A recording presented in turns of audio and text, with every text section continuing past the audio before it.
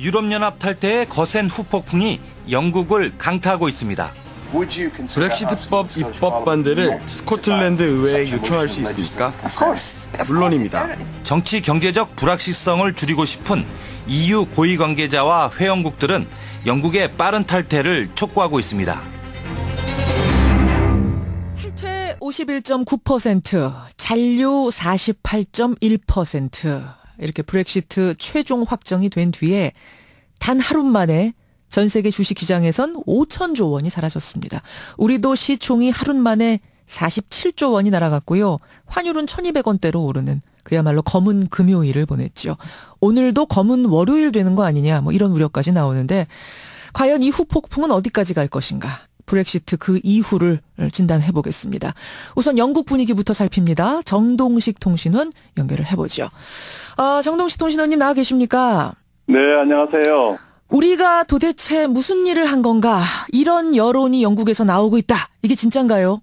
네, 그렇습니다. 첫 주말의 분위기를 한마디로 정리하자면 경랑의 소용돌이다. 또는 SNS상을 통해서 불만이 표출되고 있다. 이렇게 한번 정리를 할 수 있을 것 같습니다. 예. 가장 먼저 직격탄을 맞은 곳은 정치권입니다. 예. 캐머런 총리는 예상대로 즉각 사임을 발표했고요. 거대 양당 두 곳이 모두 지금 마비 상태가 된 상태입니다. 예. 아니 근데 분명 절반이 넘는 사람들은 탈퇴 쪽에 표를 던진 거 아닙니까? 근데 그 중에서도 후회하는 사람들이 지금 있다는 얘기인가요? 우리가 무슨 일을 한 건가라는 얘기가 나온다는 건? 미처 아마 이런 결과를 예상하지 못해서 당황해하는 사람들이 많은 것 아닌가 저는 그렇게 추정을 하는데요. 네. 유권자들 중에는 표의 쟁점에 대해 세세히 알지 못하는 사람들도 많았던 것 같고요. 설마 탈퇴가 이기겠느냐 이렇게 투표를 하는 사람도 있는 것 같습니다. 그런데 막상 결과가 탈퇴 쪽으로 나오고 보니 그러면 어떻게 되는 거지? 이런 등의 반응이 나오는 게 아닌가 그렇게 추정이 되고 있습니다. 그런 분위기가 실제로 모아져서 지금 재투표 청원 열풍이 불고 있다. 맞습니까? 네, 맞습니다. 몇 명이나 서명했어요, 지금까지? 오늘 낮까지 현재로 약 300만 명이 넘는 걸로 지금 통계가 잡힐 거예요. 예. 이 사람들의 주장은 이렇습니다. 지금 국가의 엄청난 중대사를 결정하는 국민투표에서 효력이 있으려면 75% 정도는 참여를 해서 최소 60% 이상의 찬성을 받아야 하지 않겠나. 그러니 법을 다시 개정해서 다시 투표를 하자. 이런 논리입니다. 아니, 정말로 재투표로 이어질 가능성, 현실성이 있는 겁니까? 이론적으로는 가능합니다.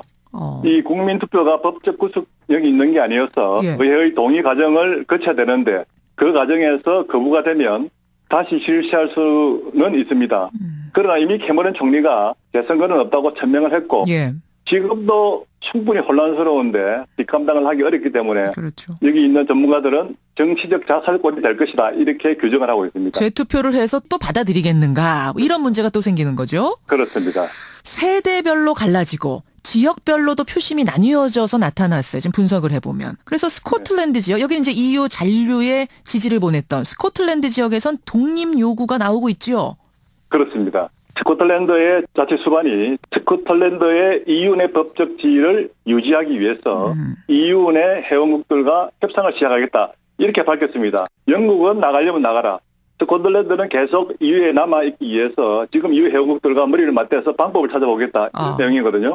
또 하나 남아있는 데가 북아일랜드입니다. 북아일랜드는 우리가 영국에 나와서 EU 국가인 아일랜드와 합치겠다. 이렇게 지금 주장들이 더불어 나오고 있는 중입니다. 그쪽은 그 논의는 현실성이 있습니까? 이 두 군데는 계속해서 지금 독립을 하겠다는 것이 나오고 있기 때문에 만약에 스코틀랜드가 독립하는 쪽으로 추진하면 북아일랜드도 아마 가능성이 있을 것으로 저는 보고 있습니다. 탈퇴 시기를 둘러싸고도 이야기가 여러 가지가 많아요. 그러니까 영국은 좀 천천히 하자. 추진을 서두를 필요는 없다. 이런 이야기를 탈퇴파들도 하고 있고 반면에 EU 국가들은 아니 너희들 결정했으면 빨리빨리 나가라. 이거 왜 이렇습니까? 이번 이 투표를 이혼에 한번 비교를 해보자면요. 영국이 다 결정을 했고 온 동네방네 우리는 이혼한다고 이야기를 했는데 지금 이혼 서류에 도장을 찍어야 협상이 시작되는데 도장을 찍을 사람이 없습니다. 이 잔류를 주장했던 총리는 이미 사퇴 의사를 밝혔고 최 총리는 10월에야 지금 뽑는다고 하니 그 안에는 탈퇴서를 전달하려야 전달할 사람이 없는 상황이어서 협상이 개시가 안 되고 있는 겁니다. 반면 EU 입장에서 보면 이미 영국은 이혼하기로 다 이렇게 결정된 배우자인데 이 계속해서 한 집에 살다 보면은 남아있는 이웃이나 가족들한테도 이게 지금 도미노 탈퇴가 있을 수 있으니 한마디로 가정 분위기를 망치는 거군요. 빨리 안 나가면. 그렇죠. 빨리 헤어져서 제 갈 길을 찾자. 이렇게 하는 게 지금 EU 리더들의 생각입니다. 사실상 탈퇴 후에 청사진을 구체적으로 가지고 있지 못한 이런 영향도 있지 않습니까? 맞습니다. 그리고 탈퇴파들이 다 준비가 되어 있다고 이야기했는데 실제로 이기고 보니까 그렇게 세밀하고 치밀한 준비는 안 한 것 같습니다. 그렇죠. 여기까지 런던 현지 분위기 그야말로 경랑 속에 쌓인 사회 전반이 다 그러네요. 전해 들었습니다. 정동식 통신원 고맙습니다. 네, 수고하세요. 예. 설마 했던 일이 벌어지면서 지금 전 세계 경제가 출렁이고 있습니다. 얼마나 언제까지 영향을 미칠 것인가. 특히 우리의 경우는 어떠한가 짚어봐야겠죠. 선대인 경제연구소의 선대인 소장 이어서 연결합니다. 선대인 소장님 나와 계세요. 네, 안녕하세요. 반갑습니다. 금융시장의 후폭풍이 정말 패닉이라는 표현까지 나오고 있는데 아니 이렇게까지 브렉시트에 민감한 이유는 뭡니까? 불확실한 것 때문에 그렇겠죠. 경제라는 것은 사실 이제 불확실성을 가장 싫어하지 않습니까? 그렇죠. 그런데 이게 아시다시피 사실 정치적 이슈로 시작이 됐단 말이에요. 예. 또 그런데다가 한편으로는 앞으로 전개될 양상 자체도 어떤 경제적 논리보다는 사실 정치적 논리가 굉장히 이제 강하게 작용할 거란 말이잖아요. 예. 또 앞에도 이야기했지만 이제 영국뿐만 아니라 EU 안에서 이런 흐름에 이제 자극을 받아서 도미노 탈퇴가 일어난다든지 그런 이제 여러 가지 가능성들을 이제 생각할 때 사실 이제 불확실한 측면이 너무 강하기 때문에 일단은 안전한 쪽으로 이렇게 대피하는 그렇죠. 그런 자금 흐름들이 이제 굉장히 강하게 나타나거든요. 예. 그러니까 좀 위험한 자산이라고 할 수 있는 주식 같은 것들은 팔고 떠나고 그렇죠. 또 각국의 이제 국채 가격은 오르고 또 상대적으로 안정적이라고 보이는 미국 달러라든지 엔화라든지 또 금이라든지 이런 쪽으로 이제 자금이 몰리는 큰 이제 타격이 있는 거죠. 결국은 불확실성. 한 번도 가보지 않은 길. 도대체 뭐가 펼쳐질지 모르니까 모두가 불안해하는 그렇죠. 이게 제일 문제예요. 네네. 앞날이 지금 EU의 앞날에 또 영국의 앞날에 어떤 일이 펼쳐질지 지금 상황에서 단정적으로 확신할 수 있는 사람이 아무도 없죠. 그러면 그 이야기가 나왔으니 말인데 탈퇴 도미노 현상으로 정말 이어질 거라고 보세요? 이건 역시 이제 향후에 어떻게 전개될지에 따라서 많이 다를 텐데요. 가능성은 일단 어느 정도 있을 수는 있습니다. 그런데 영국하고 EU의 이제 협상 과정이 그래서 제가 볼 땐 중요한 것 같은데요. 그리고 또 영국이 향후에 지금 단기적으로는 영국 자체가 이제 가장 큰 충격을 받고 있지 않습니까? 그렇죠. 파운드화가 폭락한다든지 주식시장이 이제 폭락한다든지 이런 흐름이 있는데 그게 단기에 그치지 않고 중장기적으로는 단기에 그치지 않고 계속 그 위기가 확산된다면 그 문제가 결국 다른 도미노 탈퇴를 생각하고 있는 다른 국가들 입장에서 볼 때 우리가 섣불리 탈퇴했다가는 영국처럼 될 수도 있구나. 저렇게 될 수도 있겠구나. 그런 우려를 이제 정폭시킨다면 오히려 이제 오히려 전화위복처럼 탈퇴 도미노 움직임이 줄어들 가능성이 있다고 생각하고요. 알겠습니다. 자, 이제 그 금융시장의 흔들림이 실물 경제로까지 옮겨갈까? 이 부분이 걱정이 되는데 조지 소로스는 실물 경제도 영향을 받을 거다 이랬네요. 그건 당연하다고 볼 수 있겠죠. 왜냐하면 금융시장이라는 것이 사실 실물 경제의 흐름에 영향을 받기도 하지만 또 영향을 주기도 하잖아요. 그렇죠.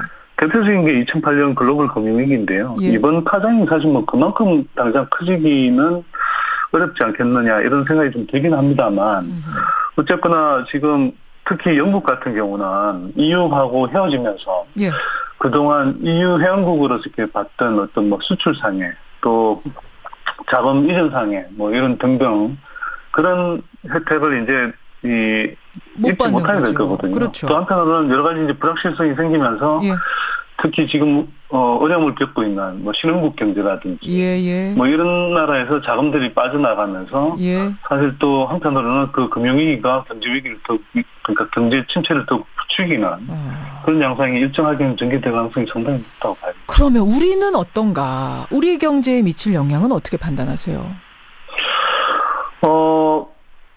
제가 보기에 단기적으로는 분명히 주식시장에 상당한 충격이 있을 것 같고요. 그러니까 이미 뭐 금요일 날 상당한 충격을 받았죠. 한 3% 폭락했습니다. 네, 코스피는 3%, 뭐 코스닥은 한 4.7% 이렇게 떨어졌는데 뭐 오늘 장이 또 열리면 어떻게 될지 지금 섣불리 판단하기는 힘듭니다만 상당 기간은 약세 흐름이 전개될 가능성이 상당히 높다고 보고요. 왜냐하면 일단 외국계 자금들이 뭐 아까도 말씀드렸지만 위험 자산에서 떠나서 이제 안전 자산으로 일단 도피하고 보자 이런 흐름이거든요. 특히 우리나라는 외국계 자산이 너무나 많이 들어와 있기 때문에 그렇죠. 외국계 자금이 많이 들어와 있고 또 한편으로는 그 외국계 자금이 들어와 있는 가운데 주식시장은 아무래도 좀 불안하다고 생각하면서 이제 빠진 분들이 이제 이어질 가능성이 높고요. 특히 이번에 문제가 된 영국계 자금들의 투자 비중도 상당히 높습니다. 미국에 이어서 이제 영국계 투자 자금이 한 2위 정도 되거든요. 국내에 투자하는 외국인 자금 중에.